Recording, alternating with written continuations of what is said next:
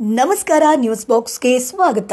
ಸ್ನೇಹಿತರೆ, ಶಿಶಿರ್ ಶಾಸ್ತ್ರಿ ಹಾಗೆ ಐಶ್ವರ್ಯ ಶಿಂದೋಗಿ ಇಬ್ರು ಕೂಡ ಮುಂದೆ ಜೀವನದಲ್ಲಿ ಒಂದಾಗ್ತಾರಾ, ದಾಂಪತ್ಯ ಜೀವನಕ್ಕೆ ಕಾಲಿಡ್ತಾರಾ, ಮದುವೆ ಆಗ್ತಾರಾ ಅನ್ನುವಂತ ಸುದ್ದಿ ಇತ್ತೀಚೆಗೆ ಸಾಮಾನ್ಯ ಒಂದು ಸೋಷಿಯಲ್ ಮೀಡಿಯಾದಲ್ಲಿ ಚರ್ಚೆ ಆಗ್ತಿರುವಂತಹ ವಿಚಾರ. ಯಾಕಂತಂದ್ರೆ ಬಿಗ್ ಬಾಸ್ ಸೀಸನ್ 11ರಿಂದಲೂ ಕೂಡ ಈ ಜೋಡಿ ಸಿಕ್ಕಾಪಟ್ಟೆ ವೈರಲ್ ಆಗಿತ್ತು.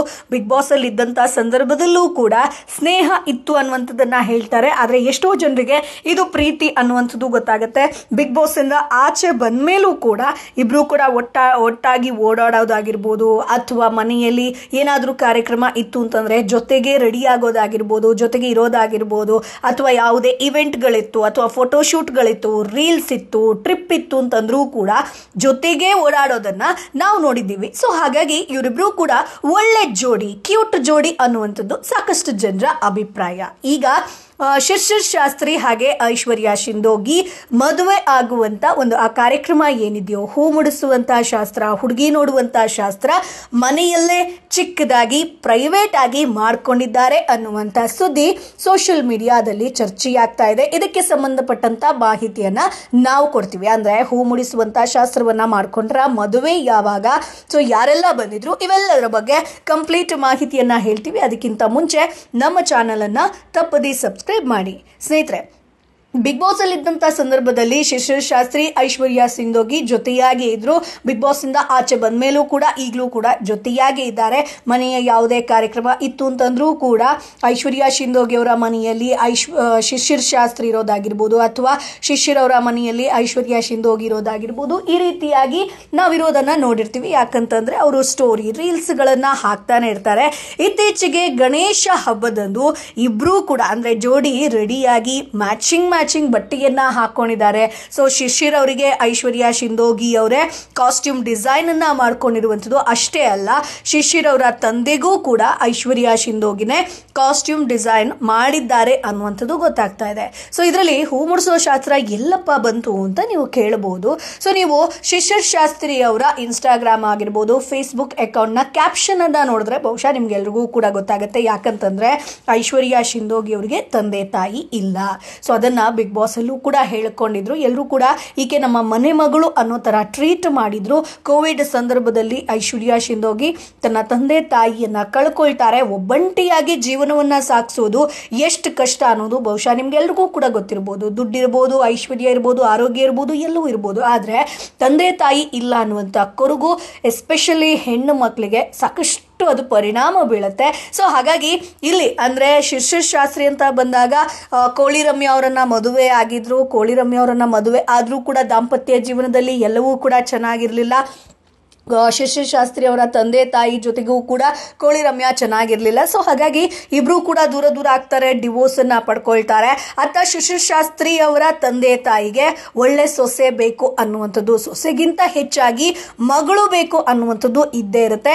ಇತ್ತ ಐಶ್ವರ್ಯ ಶಿಂದೋಗಿ ಅವರಿಗೆ ತಂದೆ ತಾಯಿಯ ಪ್ರೀತಿ ಬೇಕು ಅನ್ನುವಂಥದ್ದು ಇದ್ದೇ ಇರುತ್ತೆ. ಸೊ ಹಾಗಾಗಿ ಐಶ್ವರ್ಯ ಶಿಂದೋಗಿ ಶಿಶಿರ್ ಅವರ ತಂದೆ ತಾಯಿಯಲ್ಲಿ ಅದೆಲ್ಲವನ್ನ ಕಾಣ್ತಾ ಇದ್ದಾರೆ. ಸೊ ಅವರು ಕೂಡ ಅಷ್ಟೇ ಪ್ರೀತಿಯನ್ನ ಐಶ್ವರ್ಯ ಅವರಿಗೆ ಕೊಡ್ತಾ ಇದ್ದಾರೆ. ಸೊ ಹಾಗಾಗಿ ಗಣಪತಿ ಹಬ್ಬದಂದು ಒಂದು ಕಡೆ ಗಣಪತಿ ಹಬ್ಬವನ್ನ ಆಚರಣೆ ಮಾಡಿದ್ರೆ, ಇನ್ನೊಂದು ಕಡೆ ಪ್ರೈವೇಟ್ ಆಗಿ ಅಂದ್ರೆ ಯಾರಿಗೂ ಗೊತ್ತಿ ಹೇಳದೆ ಅವರೇ ತಂದೆ ತಾಯಿ, ಆಮೇಲೆ ಶಿಶಿರು, ಆಮೇಲೆ ಐಶ್ವರ್ಯ ಅವರೇ ಹೆಣ್ಣು ನೋಡುವಂತಹ ಶಾಸ್ತ್ರ ಆಗಿರ್ಬೋದು, ಹೂ ಮುಡಿಸುವಂತಹ ಶಾಸ್ತ್ರವನ್ನ ಮಾಡಿದ್ದಾರೆ ಅನ್ನುವಂಥದ್ದು ಗೊತ್ತಾಗ್ತಾ ಇದೆ. ಸೊ ಮದುವೆ ಯಾವಾಗ ಅನ್ನುವಂಥ ಚರ್ಚೆ ಇದೀಗ ಸೋಷಿಯಲ್ ಮೀಡಿಯಾದಲ್ಲಿ ಸಿಕ್ಕಾಪಟ್ಟೆ ಚರ್ಚೆ ಆಗ್ತಾ ಇರುವಂಥದ್ದು. ಯಾಕಂತಂದ್ರೆ ಐಶ್ವರ್ಯ ಶಿಂದೋಗಿ ಅಂದ್ರೆ ಕಷ್ಟ ಎಲ್ಲವನ್ನ ನೋಡ್ಕೊಂಡು ಬಂದವರು. ಸೊ ತಂದೆ ತಾಯಿಯ ಪ್ರೀತಿ ಬೇಕು ಅಂತ ಹೇಳೋರು. ಅಷ್ಟೇ ಅಲ್ಲ, ಶಿಶಿರ್ ಶಾಸ್ತ್ರಿ ಕೂಡ ದಾಂಪತ್ಯ ಜೀವನದಲ್ಲಿ ಸಾಕಷ್ಟು ನೋವುಗಳನ್ನ ಅನುಭವಿಸಿ ಡಿಪ್ರೆಷನ್ಗೆ ಹೋಗಿ ಅದಾದ ಮೇಲೆ ಈಗ ಕಮ್ ಬ್ಯಾಕ್ ಆದವರು, ಒಳ್ಳೆ ಒಂದು ಕೆರಿಯರ್ ಬಿಲ್ಡ್ ಮಾಡ್ತಾ ಇದ್ದಾರೆ. ಇಬ್ರು ಕೂಡ